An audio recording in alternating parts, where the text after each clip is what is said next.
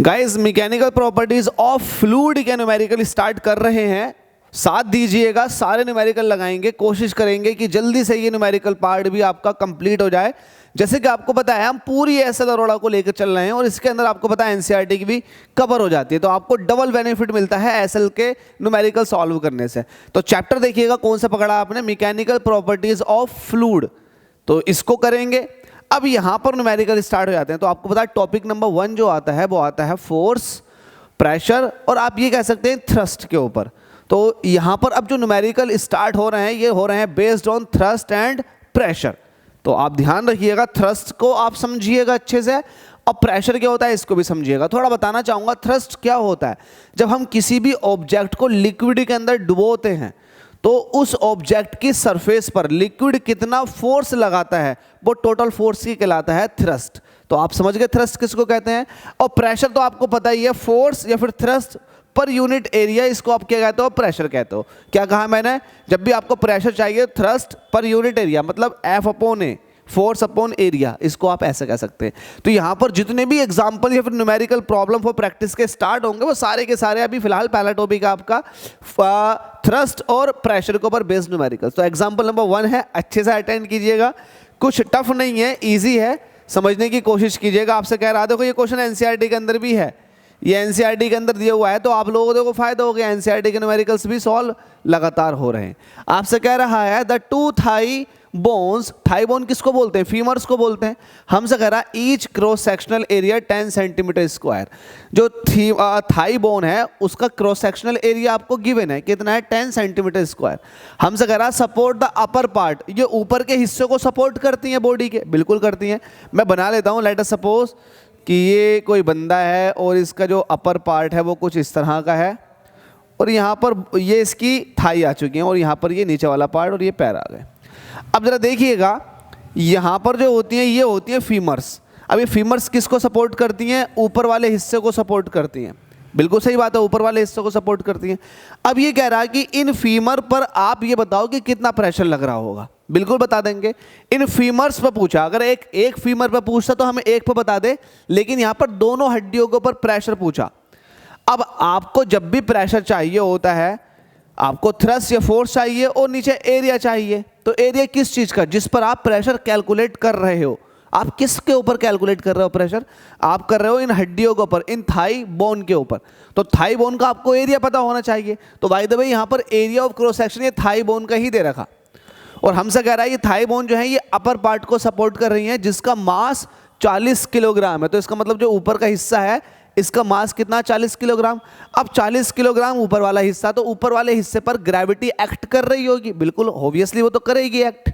तो ग्रेविटी जब एक्ट कर रही होगी तो आप ग्रेविटेशनल फोर्स देख लेंगे। तो ग्रेविटेशनल फोर्स होगा वही तो एक्ट कर रहा होगा इन थाई बोनों के ऊपर। क्या बात मेरी क्लियर नहीं है क्या, बिल्कुल क्लियर होनी चाहिए। जो फोर्स है ग्रेविटेशनल फोर्स वही तो थाई बोन पर लग रहा है। तो आप एक काम कर लो, जब भी आपको प्रेशर कैलकुलेट करना तो आप तो या तो क्या आपको 100% फोर्स कैलकुलेट करना पड़ेगा कि थाई बोन कितना फोर्स झेल रही है और थाई बोन का एरिया कितना। तो एरिया दिया हुआ है लेकिन फोर्स नहीं पता, तो फोर्स कैसे निकालेंगे। तो अब आप ये देखो कि इन थाई बोन के ऊपर रखा क्या है आपने रखा है ये पूरा ह्यूमन बॉडी ऊपर वाली। तो इसका मतलब उसका खुद का वेट, तो नीचे को जो वेट लग रहा होगा वही फोर्स होगा। तो इसका वेट कैसे निकालोगे इसका वेट। आपको पता है वेट जब भी निकालते हो आप मास की ग्रेविटेशनल एक्सीलरेशन से मल्टीप्लाई कर दो, वेट निकल कर आ जाएगा। तो क्या इसका मास दिया हुआ है, यस 40 किलोग्राम जो है मास ये ऊपर के हिस्से का ही दिया हुआ है। जब ऊपर के हिस्से का 40 किलोग्राम मास दिया हुआ तो क्या मैं इससे ग्रेविटेशनल फोर्स नहीं बता सकता, बिल्कुल बता सकता हूँ। तो आप कहेंगे, लिखेंगे यहाँ को सोल्यूशन और कहेंगे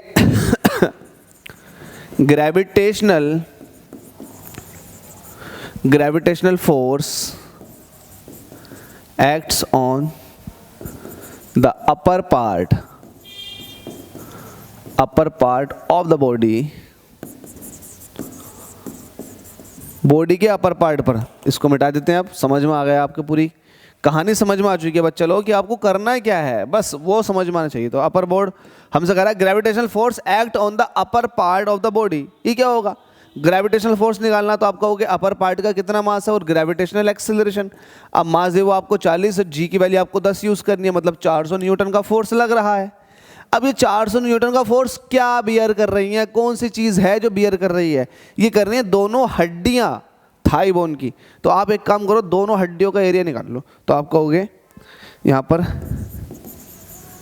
एरिया ऑफ बोन्स, बोन नहीं करके बोन्स कहोगे, तो ये आपको एक का एरिया दिया हुआ है आपको 10 सेंटीमीटर स्क्वायर, तो दो का एरिया कितना हो जाएगा 2 × 10 सेंटीमीटर स्क्वायर।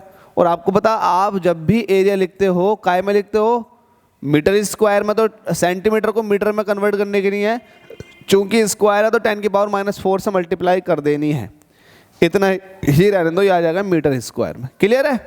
क्लियर है? क्लियर हो जाना चाहिए क्योंकि इसमें अभी तक कुछ टफ नहीं आया। अब आप निकालो, क्या निकाल रहे हो आप? प्रेशर जो थाई बोन के ऊपर लग रहा है, ये हो जाएगा फोर्स जो थाई बोन पर लग रहा है upon area of thigh bones. Force कितना लग रहा है? 400 न्यूटन का। एरिया कितना निकल कर आया? 2 × 10 × 10⁻⁴। ठीक है, यहाँ पर एक थोड़ा सा सेक्शन कट कर देते हैं, इसको यहाँ सॉल्व करके दिखा देते हैं। तो आपसे प्रेशर पूछा था, प्रेशर इज इक्वल टू कितना हो जाएगा?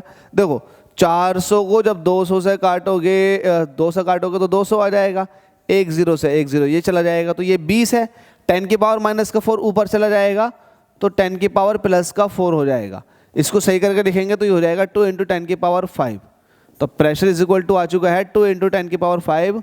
अब इसका यूनिट क्या होगा? न्यूटन पर मीटर स्क्वायर। तो यही तो आपसे पूछा गया था कि बताओ थाई बोन कितना प्रेशर झेल रही होंगी बॉडी के वेट की वजह से, तो इतना प्रेशर झेल रही होंगी 2 × 10⁵ न्यूटन पर मीटर स्क्वायर। तो ये दोनों के ऊपर कंबाइंड प्रेशर है। अगर आप किसी एक का देखना चाहोगे तो एक का कैसे देखोगे बताओ? एक का देखना चाहोगे, सॉरी आप बात कर रहे हैं किसकी? हाँ, ये आपने किसके लिए कैलकुलेट किया? 2 × 10⁴ न्यूटन पर मीटर स्क्वायर। तो ये एक ही का ही निकल कर आ गया क्योंकि आपने दोनों का एरिया यहाँ पर रखा हुआ है, फोर्स अपॉन एरिया। एरिया किसका यूज किया आपने? दोनों का।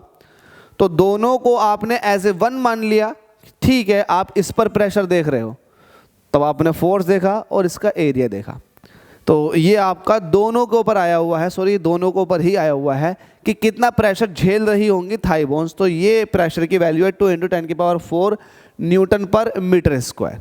तो उम्मीद करता हूँ समझ में आ गया होगा, कुछ टफ नहीं है, इजी है। इसी तरीके से आप बाकी एग्जाम्पल्स को भी लगवाएंगे। तो जल्दी से सॉल्व कर लेते हैं बाकी एग्जाम्पल, और क्या है, किस तरह के वेरिएशन है ये देख लेते हैं।